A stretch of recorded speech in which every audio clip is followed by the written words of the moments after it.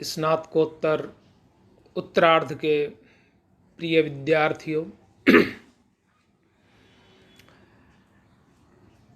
आपके पंचम प्रश्न पत्र के रूप में सूरदास महाकवि हैं। जिन छात्रों ने सूरदास प्रश्न पत्र चुना है उन्हें हम पूर्व में भ्रमर गीत प्रसंग के बारे में विस्तार से बता चुके हैं। सगुण भक्ति धारा के कृष्ण भक्त कवि हुए हैं महाकवि सूरदास जी।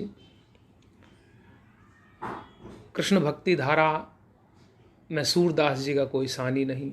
मैं उन्हें सर्वश्रेष्ठ कवि मानता हूँ। वो भक्त भी हैं, बहुत भावुक भक्त भी हैं और कवि भी हैं। सूरदास जी के बारे में हमने आपको पूर्व में बताया, परंतु ऑनलाइन क्लासेस में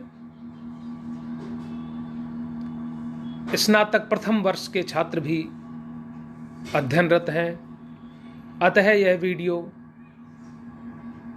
स्नातकोत्तर उत्तरार्ध के साथ साथ स्नातक प्रथम वर्ष के छात्रों के लिए भी उपयोगी हो, इस प्रकार से मैं इसे बना रहा हूं।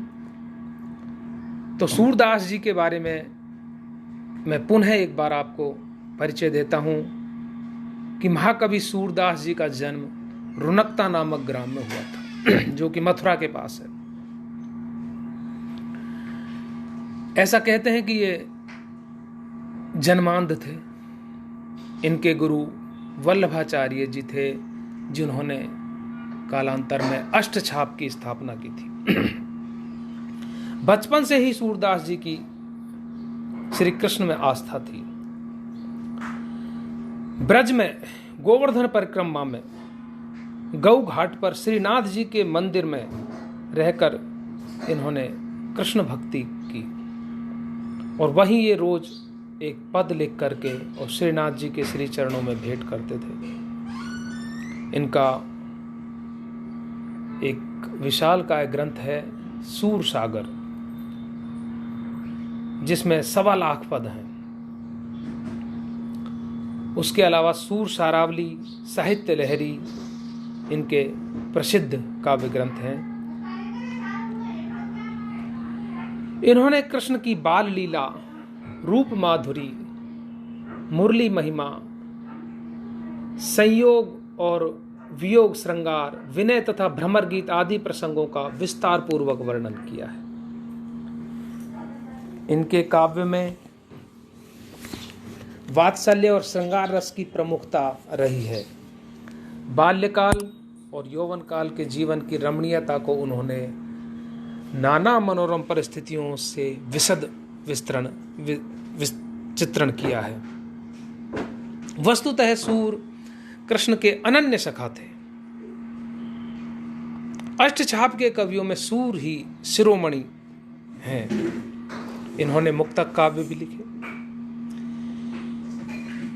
इनकी सारी रचनाएं गेय हैं। इनका निर्गुण का खंडन और सगुण का मंडन करने में विशेष ध्यान रहा है। इन्होंने सगुण की स्थापना की है और उसमें अपूर्व सफलता भी प्राप्त की है। कुल मिलाकर सूर हिंदी के भक्ति साहित्य के सूर्य की तरह सदैव पाठकों के सामने चमकते रहेंगे। सूरदास जी ने विनय के पद, भक्ति के पदों के अलावा श्रृंगार के पद, वात्सल्य के पद, आचार्य रामचंद्र शुक्ल तो यहां तक कहते हैं कि सूरदास जी ने श्रृंगार का कोना कोना झांका है। पूरे विश्व साहित्य में वात्सल्य का ऐसा चित्रण दुर्लभ है। बाल क्रीड़ाएं, बाल चेष्टाएं, रूठना, धूर भरे अतिशोभित श्याम, धूल मिट्टी में खेलना बच्चों के साथ, बाल सखाओं के साथ। माँ से जो बालकों की विभिन्न प्रकार की चेष्टाएं होती हैं, वो समग्र चेष्टाएं सूर्य के वात्सल्य वर्णन में निहित हैं। साहित्य लहरी में इन्होंने दृष्टकूट पद भी लिखे हैं, जिनके अर्थ करने के लिए मैं समझता हूं कि प्रकांड पंडितों को भी शब्दकोश की आवश्यकता होगी। इतने दृष्टकूट पद लिखे हैं इन्होंने। मैं एक दृष्टकूट पद का आपके सम्मुख उदाहरण पेश करता हूं, जिसे मैंने सूर सागर में नहीं पढ़ा और साहित्य लहरी में भी नहीं पढ़ा। बचपन में हमारे घर इस तरीके का वातावरण रहता था शाम को कि साहित्यिक चर्चा हुआ करती थी, जिसमें अड़ोसी पड़ोसी भी, मेरे परिवार के भी, मेरे बड़े बड़े भाई, उनसे छोटे, ये सब मिल करके और साहित्यिक चर्चा किया करते थे। तो उन्होंने एक बार एक पद बोला कि तू इसका अर्थ कर सकता है क्या। एमए कर रहा था उस समय में, और मैं सत्य बता रहा हूं विद्यार्थियों कि मैंने जैसे जैसे उन्होंने पद बोला, मैं वैसे वैसे उसका अर्थ करता चला गया, जिसके ऊपर मुझे शाबाशी भी मिली। और यहाँ तक सुनने को मिला, इस लायक मैं नहीं था फिर भी, कि भाई बड़े गर्व का विषय है कि तू हमारे परिवार का सदस्य है जिसने इसका जैसे हमने बोला वैसे ही अर्थ कर दिया। वो पद इस प्रकार है। पन्नग के रिपु की पत की पत्नी पितु बंधन की ठुकरायन, ता अरि पुत्र को शत्रु जीवायन, गोविंद ता ध्वज सोह सुहायन, तासु सखा सुत के सुत की तिय ता पितु पूज्य के शीस सुहायन, सूर कहें स्नान समय बस बो कर नित्य पवित्र गुसायन। और मैं इसमें कोई अतिशयोक्ति नहीं है कि मैंने जहां जहां इस पद को रखा, मुझे इसका एक बार में किसी ने अर्थ करके नहीं दिया आज तक। ये मैं आपके सम्मुख कह रहा हूं, यह सत्य है। समझाना पड़ा मुझे, बताना पड़ा, उनकी सहायता करनी पड़ी, जिनमें मेरे हिंदी साहित्य के काफ़ी प्रोफेसर्स के सामने भी मैंने ये पद रखा, जहां मुझे इसका एक बार में अनुवाद नहीं मिला।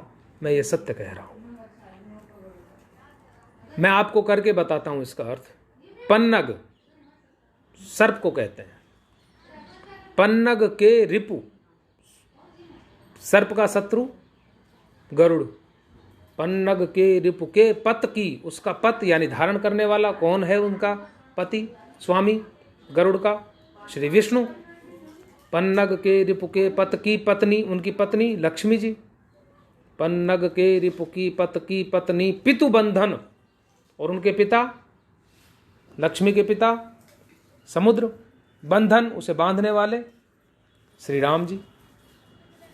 पन्नग के रिपु के पत की पत्नी पितु बंधन की ठुकरायन, और उनकी ठुकरायन सीता जी। पन्नग के रिपु के पत की पत्नी पितु बंधन की ठुकरायन, ता अरि पुत्र को शत्रु जीवायन। ता अरि पितु बंधन की ठुकरायन, ता अरि उनके शत्रु, सीता जी के शत्रु रावण। ता अरि पुत्र, उनका पुत्र मेघनाथ। ता अरि पुत्र को शत्रु जीवायन, उसका शत्रु लक्ष्मण जी। जीवायन उसको जिलाने वाले हनुमान जी। ता अरि पुत्र को शत्रु जीवायन, गोविंद ता ध्वज सोह सुहायन। और वो गोविंद जिस रथ को हाँक रहा था, अर्जुन के रथ को, श्री कृष्ण जिसके रथ को हाँक रहा था, गोविंद ता ध्वज, उस ध्वज पर शोभायमान है कौन? हनुमान जी। हनुमान जी का ध्वज था अर्जुन के रथ पर। गोविंद ता ध्वज सोह सुहायन। तासु सखा, गोविंद के जिस रथ को हाँक रहे थे उस पर हनुमान जी का ध्वज है, तो गोविंद का रथ है वो, गोविंद उस रथ को हाँक रहे हैं। तो गोविंद ता ध्वज सोहे सुहायन, तासु सखा, तासु सखा सुत के सुत की तिय, उनके सखा कौन है? जिसका रथ था, रथ किसका था? अर्जुन का। अर्जुन का रथ था, वो तो सारथी थे। तासु सखा, अर्थात अर्जुन के सखा कौन हुए? श्री कृष्ण। तासु सखा सुत, उनका पुत्र प्रद्युम्न। तासु सखा सुत के सुत की, प्रद्युम्न का सुत अनिरुद्ध। तासु सखा सुत के सुत की तीय, उनकी पत्नी उषा। तासु सखा सुत के सुत की तीय ता पितु, उनके पिता बाणासुर। तासु सखा सुत के सुत की तीय ता पितु पूज्य, बाणासुर के पूज्य शंकर भगवान के शीश सुहायन, उनके सिर पर कौन शोभायमान है? गंगा जी। तासु सखा सुत के सुत की तीय ता पितु पूज्य के शीश सुहायन, सूर कहें स्नान समय बस वो कर नित्य पवित्र घुसाए। सूरदास जी कहते हैं कि स्नान के समय उस पवित्र नदी में आपको स्नान करना चाहिए, वहीं बस जाना चाहिए। गंगा जी का वर्णन, दृष्टकूट पद सूरदास के साहित्य लहरी। आप सोच सकते हैं कि आप कितने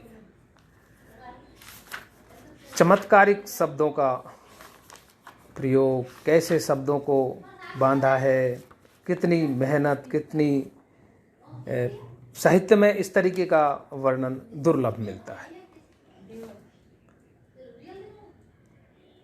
विनय के पद, भक्ति के पद, भ्रमर गीत में उनके श्रृंगार के वियोग के पद, भ्रमर गीत के माध्यम से गोपियां निर्गुण का खंडन करती हैं, सगुण का मंडन करती हैं।